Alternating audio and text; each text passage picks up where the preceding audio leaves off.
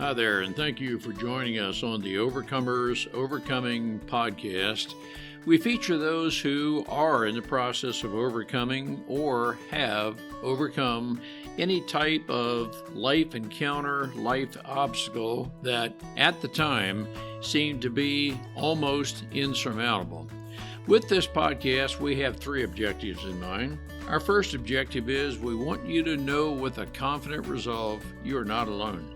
We want to work with you. We want you to know there are others who are working with you, who want to help you through whatever you are encountering, and together we will get through whatever you're experiencing. Our second objective is there are multiple options for any life encounter you are facing. We want to help you develop a resolve that there are various options and solutions to any life dilemma. Our third objective is to help you with critical thinking skills. If you're encountering something that was possibly a decision you made sometime in the past, and if you had the opportunity for a life redo, you would make a different decision. We want to help you with those critical thinking skills that can help you make an informed decision and not encounter what you're going through at the moment. We are the Cooper Culture, a veteran-owned business. We work with business personnel and families to develop and sustain connected relationship cultures within their families and organizations. That type organization is one where people feel wanted, appreciated, and genuinely a part of that organization. I'm with my wife and business partner, Marty, who is helping me facilitate this podcast. Today we feature Jacques Delorme for a second episode, where he continues telling his story of a very traumatic accident that occurred as of this recording a little over 3 years ago, but he can still, through various images, conversations, recall various aspects of the incident that was very traumatic for him. He describes to our listeners the experiences he has had with that trauma and how he has overcome the trauma, a part of that being through neuro-linguistic programming. It's a very interesting story, one of which is he remained silent and kept within him the trauma he was experiencing because he just did not know how to deal with it. He is still at a point where he can be activated by various thoughts of having recollection of the trauma. But it's a great story, and we can learn from his experience how to work with others who are experiencing various traumas. Marty, what are some takeaways we can learn from Jacques? Just listening to this podcast and what he went through, the strength that he received from counseling, it's an amazing story, and how he worked through the guilt of the accident and came to the point where there was nothing else he could do. As leaders, I want to encourage you to reach out to those who might be silent about. You would have to discern what may be troubling this person. They may be holding within trauma experience from the past, but through trust, they are willing to discuss and overcome these traumas. Let's listen and learn together. Jacques, it is good to have you back with us. Our first episode with you, you discussed your PTSD and the trauma you went through, and I thought it'd be good for our listeners to just gain a little more from your experience of how you overcame trauma. And I want to tell our listeners that I am certainly not clinically qualified, anything to do with PTSD, but I'm very interested in learning how various people get through trauma, get over the past, and how we might help someone else. Jacques, let me ask you for starters, and welcome back. It's good to have you with us. But well, it's great to be back. Thanks. Do we need to be certified in trauma specialty in some way to help a person, or is it more simply just be willing to work with a person and listen? That's a question I've gotten before. And one of the things that is kind of a misconception and being very careful, right? When I speak with somebody about my experience, one of the things that I will always indicate is that I'm not a certified professional. I do not give medical advice. I'm not a counselor. I'm not a psychologist. But the part that I do from my perspective, because it's a lived experience, which is a little different for me, the people that I was dealing with in trying to get the help, I was seeing a counselor, I was seeing a life coach, I was seeing a psychologist. Not one person I spoke to had ever experienced a trauma. So it's very different. The perception of what I'm going through a lot comes from book study. Somebody's a psychologist has learned all the material from going through classes, going through a PhD, going through a master's degree. But where's the lived experience? That's the perception that I come from, where I went through something really traumatic. I'm trying to get through the other side. So what can I give to someone else who's trying to get through things in their life? From my perspective, it comes from the learned experience, from having physically tried to get through this myself. I've tried things that didn't work. I've tried things that worked very well. And I know for a fact that someone else going through a trauma will have a very different experience than mine. They could see exactly the same thing, but have a very different reaction. And how they get through it can be very different. So for me, I tried multiple things, and part of my book goes into the accident, obviously, but then goes through the pieces of here are the things I tried. These might be something that can help you. I'm not trying to treat you. I'm not trying to help you get through the other side as a medical person from a medical standpoint. The items that I give and the suggestions I have are only self-care ideas beyond what you have for counseling that you could try and might help, and talk to your medical professional to see, okay, is this a good idea for me? And go from that route. So for me, it's not looking at treating someone. It's trying to help somebody look at, here are the possibilities of what I can do to try to help myself to get better. I appreciate what you just said. Learned experience and a learned life experience. And that's what our listeners need to hear. Just briefly describe what the trauma was you experienced, and then we'll get into more depth of how you're dealing with. And ultimately, I'm going to ask you, are you over the trauma, or do you just, are there maybe trigger points, activation points where you just have to still learn to cope with? Well, the previous interview you and I did, I went through a lot of detail with the accident that I was involved in. So as a Reader's Digest version, a short version, I was driving at night on a high-speed highway and hit a 24-year-old man on a pedal bike right in the middle of my car. He hit my windshield, bounced up and over. I got to a stop. I go back to try to help him, but unfortunately, before I could do that, he was run over by a mid-sized SUV, got his body was launched through the air in a different spot, and then immediately after that, his body was hit again by a semi. So I had three different small traumas all grouped together to create one big event for me. He obviously is no longer with us. Do I know it was my collision that killed him? No, because I wasn't able to actually give him any medical aid before the second vehicle contact. So whether or not my collision did it, I don't know. That helps a little bit with trying to figure out how I deal with this. But going through that experience of watching a human body go through what it went through is traumatizing, and it's really difficult to deal with.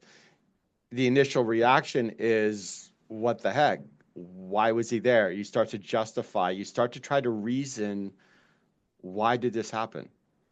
And that was a lot of the initial thinking within my brain. Like the PTSD kicks in really quickly, and you just can't make reason of it. And your brain goes on fire. You got what I call monkey brain, where your brain is constantly in chatter. It's in chatter mode. It's talking to you, talking to you, talking to you. Part of that is your reptilian brain that's trying to protect you. You went through something really horrible, saw something a person should not have to see, and now your brain is going, okay, you got to watch out. This could happen again. So there's your reptilian brain trying to protect you. So that's what's causing what you'd said, a trigger. So every time something happens that reminds me a little bit of something connected to the accident, I immediately have my brain go right back to when the accident happened and put me in the same state. So my state after the accident was very high heart rate, high blood pressure, and not in the middle of my chest with the stress, the anxiety of what just happened and what I just saw. So a trigger will happen that takes me back. There's the PTSD Now, response, let right? me advance that a little bit, Yeah, Jacques. I'm interpreting what you're saying, and please correct me if I'm misinterpreting. You know how to deal with the trauma. You don't expunge it from your memory. It's still yeah. there. But every once in a while, something can trigger a thought, and you know how to deal with or manage that. Am I characterizing you correctly? Correct. Yes. It takes quite some time to learn how to do that. We don't come innately knowing how to deal with severe stress. Like PTSD is stress at the nth degree. And trying to deal with the triggers that happen when you have a traumatic experience, learning how to handle your emotions and learning how to deal with that flashback. Going back to the same state of what I was in after the accident puts me in a physical response as well as an emotional response. So the first thing I had to do was learn how to control the response to stop the physical from happening. Because your brain controls your body, but your body also controls your brain. So if you don't control the central nervous system response, your brain can get impacted quite heavily every time a trigger happens. So for me, I went through something called neuro-linguistic programming, which is a way of using the thought processes within your mind, communication and visualization within your mind to deal with the event that happened. For me, it was trying to create that disconnect from the physical response and the event itself from when it happened. I was able to, after a number of sessions, to be able to take myself from a 10,000-foot view of seeing the accident and dealing with that physical response. The more I did that, the more I got closer and closer to the point where I could stand on the side of the highway, see the accident happen, and I was able to control my physical response. That was stage one for me, trying to get to the point where I can have a trigger, but the physical response is much, much less. It's decreased. That was the first part. If I can't control my physical response, I can't control my brain. So that was the first part. Once I got to that point, now I start working on the emotional piece to get myself into a state where I can think about the accident, I can talk about the accident, and I don't have anxiety. I don't have that depression kick in. I don't have that fear that kicks in of what will people think when they find out. That was really hard at the beginning. That the fear piece was really hard. And that's why I never told anybody. I told very few people initially. Talk to us a little bit about neurolinguistic programming. The neural, I understand, at least I think of that as the brain, but Yes. it took you, what, several attempts to learn that, yep, this is what I want to focus on, and you found that that worked. Am I Yes. thinking of that Yeah. correctly, how you thought of that? Yeah. Yeah. Yeah. I went through 10 sessions with a certified NLP practitioner. She was actually my life coach as well. And I had her go through that with me. We went through 10 sessions, and it was me working on some of that on my own as well, on top of that. But that's a process where, like I had mentioned, I started a 10,000-foot view trying to see the accident, and I immediately have a physical response. So what I do is I physically will be standing in a room. I'll take a step sideways to remove myself from that situation, control my physical response, control my mental response. Once I calm down, come back in, try to continue a bit longer, step back out when it gets bad. And that process of in and out took 2, 3 sessions of just 10,000-foot view to even try to even see it. As it got better, I was able to get closer. I could get within a quarter mile. I could get within a few feet and slowly get closer so that I could increase the intensity of their memory and still be able to control how I feel.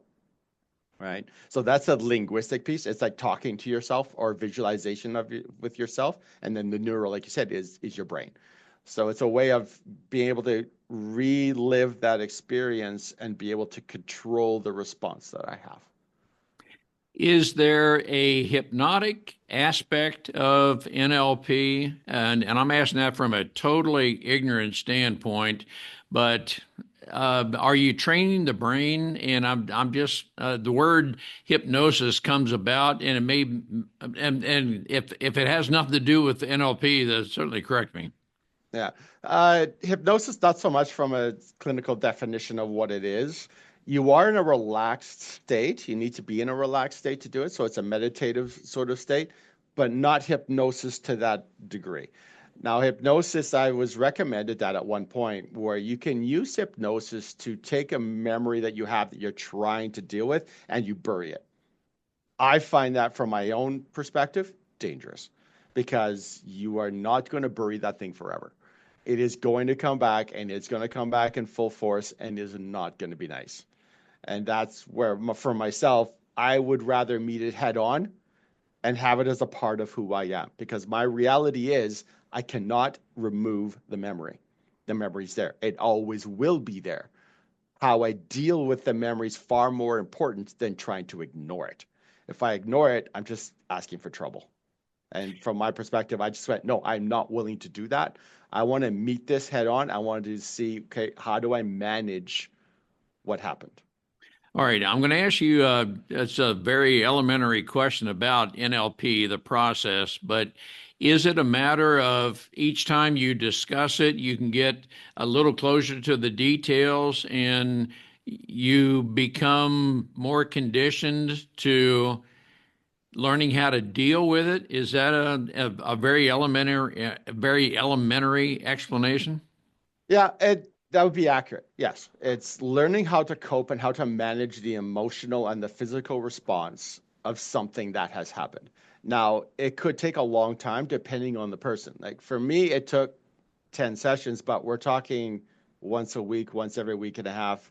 The latter part almost 2 weeks. So it took several weeks of doing it. It took me literally 10 months to get to a point where I could actually start to write my book.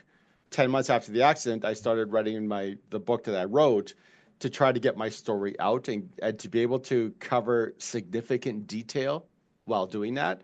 So that was part of the latter stages of me going through my healing process where I was able to get the story more concretely on paper, which was extremely difficult because the detail I was going through. So I had to really relive everything that was there. But it took me 10 months to get to that point. And even from someone who's been through a PTSD, which is severe, like somebody from wartime who's actually physically shot someone or seen the carnage of war, it will take significantly longer because of the nature of their trauma itself. I consider myself a little bit luckier that I was able to do it within a year, which it could take longer. It could take somebody less. I don't know. It depends on the individual and it depends on the circumstance of what they're involved in. Now, let me ask you, are you self-assessed as being over this or learning how to deal with it, or is there an actual assessment? I'm asking it also from the context when you mentioned military. I am 22 years military. I served in the air, and I know that's different necessarily from being on the ground. And yes, if you're in hand-to-hand combat and so forth, that can produce different types of trauma. But are you largely in control of yourself, self-assessment that, yep, you felt all right at the 10-month period, you didn't need 14 months? Do you understand how I'm asking the question? I think so. At the 10-month point is when I started to write my book, and it really was the starting point of me talking about what happened with other people. Up to that point, I told my closest friends, my family, my closest family, and my boss at work, but that was it. No one else knew what was going on. And I kept that very hidden for me. Like for my fear and my recovery, I was not prepared to tell anyone. At that point of writing my book, now it's very public because I'm releasing my book. The following February, I released my book. So now it's very public. I started to tell people. I got interesting reactions from certain people. Some had a lot of difficulty even hearing it. My story is very graphic. especially with the detailed version. It's a graphic thing that people put themselves into that first person mentality. Like you're watching a movie, you put yourself as the main character. One of the problems you run into with something that's more of a graphic story is something called vicarious trauma. It's a trauma that's a lot of EMTs, police officers, firefighters, doctors run into, where they see the result of a trauma and they put themselves into the situation of this is what happened and too much into first character, and they become traumatized themselves. So somebody like a firefighter coming on an accident scene where somebody's got the top of their head gone and it's very graphic to see and very difficult to see, that's traumatizing even though they were not physically there when the trauma happened. So that's the vicarious trauma. Like I do presentations with fire departments, with police officers, and we talk about the stuff that's happened for me, and I give them the firsthand perspective on, for them being at the accident, they run into people like me. I had to deal with an EMT. I had to deal with a police officer at my accident scene, and I had to relay, here's what happened.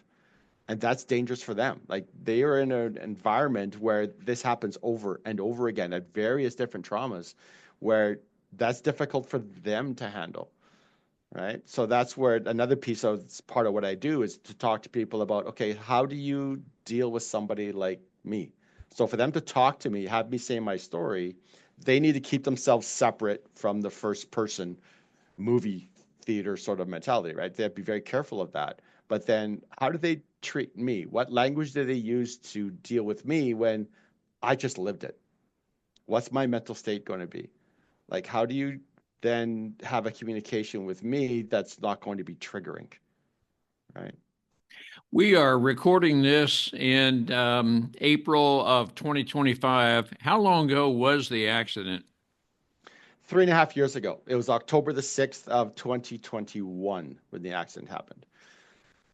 All right. Now, I'm curious, does my questioning invoke any anxiety, anything like that? Or, and I certainly don't want to, but yet I feel as if my questions can help a listener overcome what they're going through, or at least get the type treatment they need. Yeah. The conversation itself now, 3.5 years later, the response I have is not to the level that it was after the accident, obviously. Is there something always there? Yes. And that's inevitable. And it's something I've learned to be able to manage. I feel a little bit of tension more than anything. My heart rate goes up a little bit simply because of the nature of what we're talking about, but it's not debilitating. It's not something I can't manage. It's not something I can't get around as part of the discussion. For me, I look at what is the end goal of why I do this. The whole reason why I became a life coach and I started doing presentations as a public speaker was to educate people that I went through something really horrific. I had a lot of difficulty trying to find help, to get somebody to help me because I didn't know where to go. I'd never experienced the trauma, so I didn't know what avenues I had able to go to figure out where to go. Like, what counselor do I talk to? The first counselor I went to was a disaster. They weren't trained in trauma. They're trained in regular, everyday, normal stuff that's stressful. Trauma is different. Trauma is much more severe, and it's a lot harder on the counselor to know how to deal with that person. I ended up with the wrong person. So there was that struggle of trying to find, who do I talk to? Struggle of, well, I have a counselor for an hour. Okay, what about the other 6 days and 23 hours that I have coming up before I see them again? What do I do? So it's all those struggles are what I then put myself into going, I need to teach somebody else this. I went through the struggle of trying to learn all this stuff. I want to make it easier for someone else to go, okay, what do I do for me? What are the self-care things, the meditation, the journaling, the breath work, all those pieces that I found really helpful? Learn those. Start to dig into those pieces to understand these are the things I can do for me that doesn't involve somebody else. I don't need to explain my story 100 times to get help because it's me working on me. The counseling will help, and I highly suggest don't try and do these on your own. Get the help you need. Suck it up. Like the alpha male mentality piece, especially for men, men go inwards. When something severe happens, we go inside because society tells us as an alpha male, you need to be stoic. You need to never cry. You need to never talk about your emotions because, hey, suck it up, buttercup. You're a man. But that doesn't work. The suicide rate in North America is 4-to-1 ratio for a reason. 80% of suicides are men because we don't talk. Well, Right? yeah, I want to pursue that just a little bit, Jacques, and I really appreciate your candor in this. It is, I want to talk about the leader in the workplace who might have someone on their staff. They may have a Jacques on their staff. Mm-hmm. Jacques, at this point, at that point in their trauma, will not speak about what you're going through and so forth. How would we, as a leader who genuinely care about you, Jacques, what might we discern, detect that you're going through something, you just haven't expressed it yet? I do and want to gain your confidence and trust that you can discuss it with me if you want, and I'll refer you to better help. And that's a very overarching question, but there may be people on the staff who are experiencing what you did experience, but they wouldn't talk about it at all. It would be incumbent on us to create the environment where I use the expression, it's a psychologically safe environment. Feel free to talk to me. I'm not going to force you to do it, but I want you to feel free. But Jacques, what are some of the symptoms we can maybe discern that, hey, I just sense there's something going on in your life, Jacques? Taken from a personal experience on what I physically did right after my accident, I was detached. One of the first things you notice, especially when it's PTSD, it's an instant piece. It's not something that builds over time. Like you have your marriage falling apart, eventually going to divorce. That takes weeks, that takes months.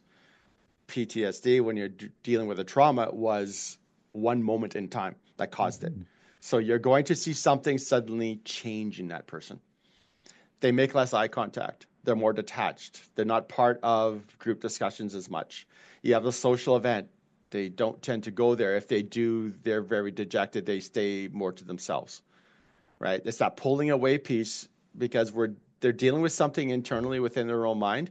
And part of what they think and part of what happens going through it is they don't believe anyone else really cares.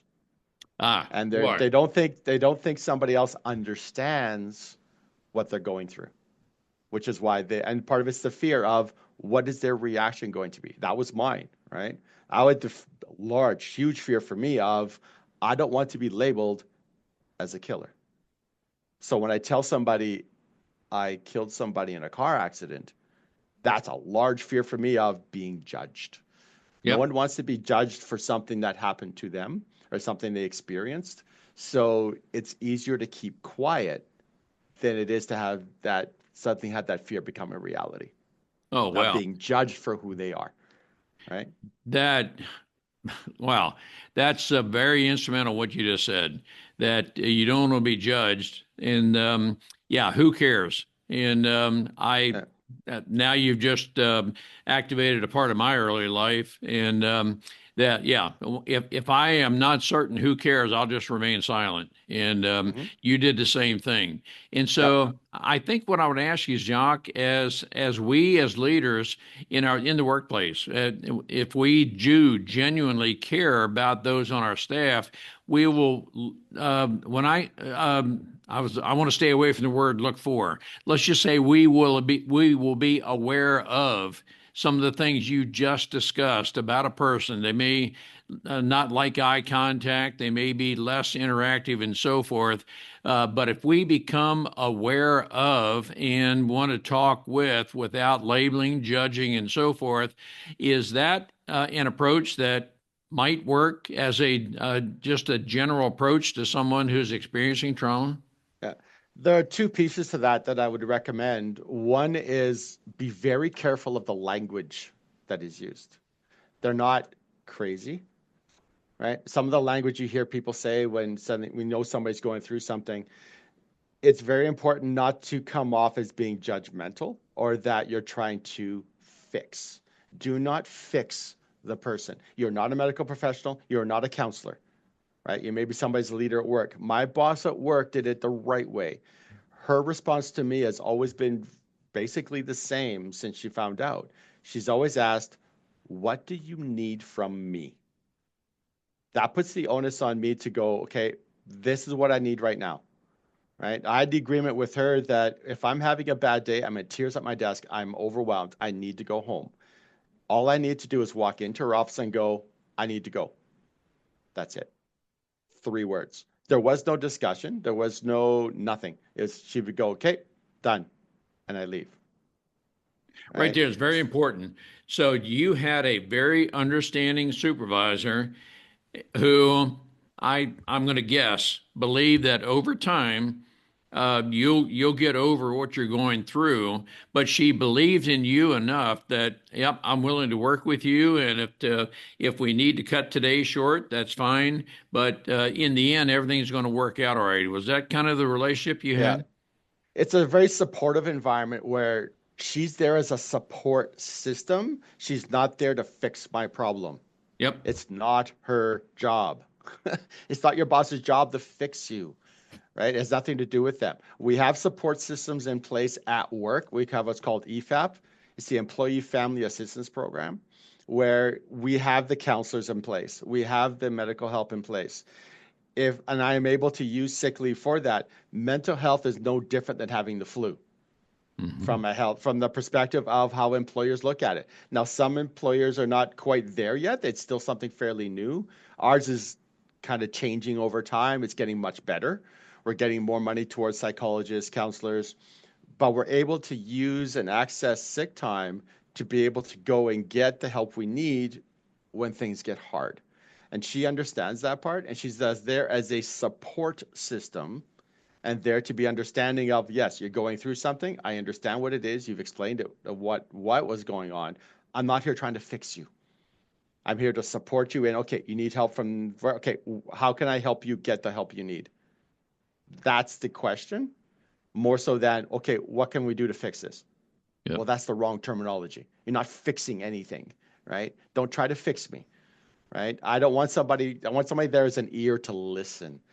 That's the biggest thing somebody going through trauma really needs is somebody to listen, Yep. not to fix. Oh, Right? that's great. And I'm going to believe we would be willing to listen as long as we care. And that's an attribute or trait we have to have, that we care enough about you that, yep, we're willing to work with you in any capacity to help you.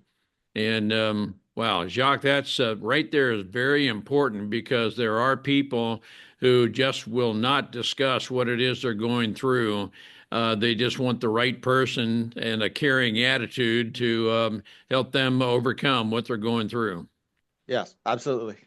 Yeah, bang Wow. on.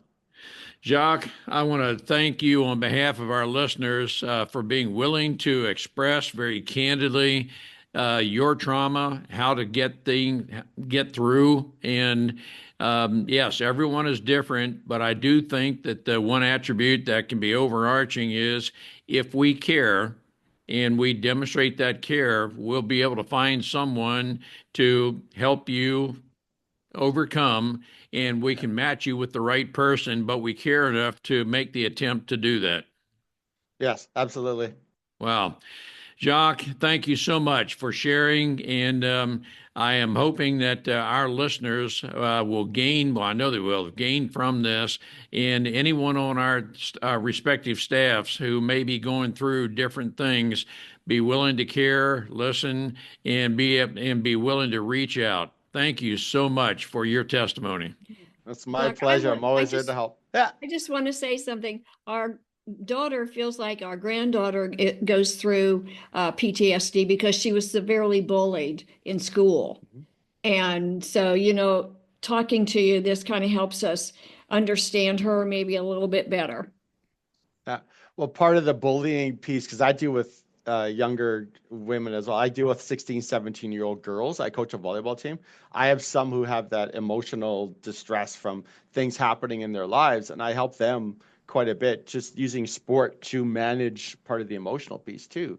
And the bullying part for your granddaughter is going to come down to her self-worth. Mm-hmm. And she's told, when you say the same thing over and over and over again, your brain starts to believe that it's fact. So when you're bullied to the extent where your brain starts to believe that you really don't have any worth, that you aren't really somebody that's should be here anymore, and it drives those kids to suicide.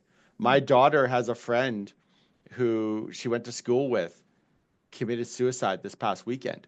16 years old. God. 16-year-old girl. Like, what drove her to the point of despair so badly that taking her own life was the only option she saw left? So yeah, I get that, and I see it with kids now, especially with social media, and having been bombarded so much with social media with the bullying piece. That becomes a large piece of kids' lives now. The technology has gotten to the point where you can bully somebody and do it from hiding, and you feel like you've got all this power. That's where the bullies get the power from. They feel like, oh, I've got control of this person. I can do this. I can really ride them. And they drive some of these kids to suicide. And it's wrong, right? And part of it is trying to control the social media aspect, but also getting these kids the help they need and being able to control how badly these bullies can get away with things, right? We have laws within Canada now, especially within Saskatchewan. It's called the bullying law, where you can be charged as a teenager for bullying somebody, even using social media. Proof is there. Once a social media post is up, it's there for good. You can find it. So we've had kids charged with bullying under the criminal code in Canada because of what they're doing, because we know it's dangerous, right?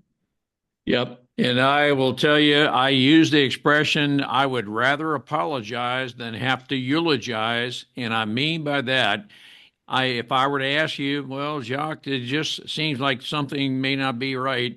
And you may respond to that by saying, nope, this is just a down moment. No, everything's fine. To which I would say, okay, apologize, but I care enough and want to ask. If I just dismiss it and a week later it results in suicide, that's where I'm talking about. I wish I would have intervened earlier. Yeah. That's really, Jacques, what I'm trying to encourage our listeners to do, to have the courage to intervene and just care enough to ask. Correct. Yeah, absolutely. It's a great message. Good for you. Well, thank you, Jacques. Well, we appreciate your life, Jacques, and what you're continuing to do to help other people. We look forward to continuing our dialogue. Thank you, sir. Appreciate it. Bye. Bye. We appreciate having the opportunity to share our and our guests' life's experiences with you. The Cooper Culture advances organizations to achieve and sustain high retention rates, connected communication, and trust through personality insights and principled leadership.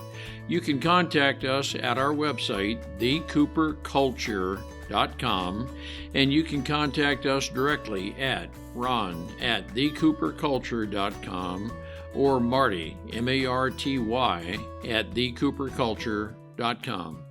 We work with you to help assess aspects of your culture to advance the environment and people to their best performance. We do that through our staff of certified personal performance coaches, leadership trainers, keynote speakers, and disc personality behavior experts. You can book a speaking engagement directly through our website by contacting us at ron@thecooperculture.com. We look forward to sharing our life experiences with you, some of which are profound, some of which are pretty funny.